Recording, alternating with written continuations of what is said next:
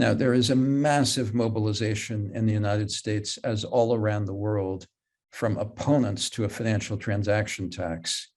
And these mainly come from, and I'm going to list them in order, high frequency traders who trade by computer and match buyers and sellers by computer, whose business models would in fact be very threatened by this tax.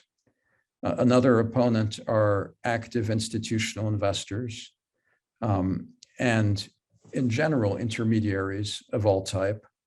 And they've been very effective in scaring policymakers in the United States from implementing a financial transaction tax.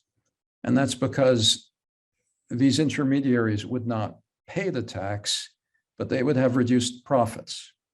And so a reduction in profit is a very strong incentive to try to keep a tax from passing. And the arithmetic that they use, we highlight some of the flaws here in the arithmetic, but even a firm like Fidelity or Vanguard, who is transparent in their calculations, nonetheless use these techniques, which are scare techniques.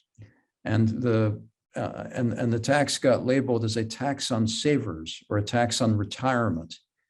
And in fact, we were able to show that their calculations didn't take into account any assumption about elasticity, in other words, reduced trading because of the tax.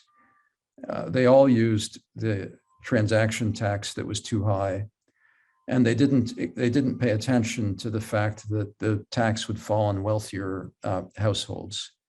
And lastly, we do believe there's a behavioral effect that pensions, for example, very often are invested in high cost, high turnover trading strategies. Our belief was pensions would move towards lower cost, passive strategies. And so the behavioral effect would actually be good for pension returns.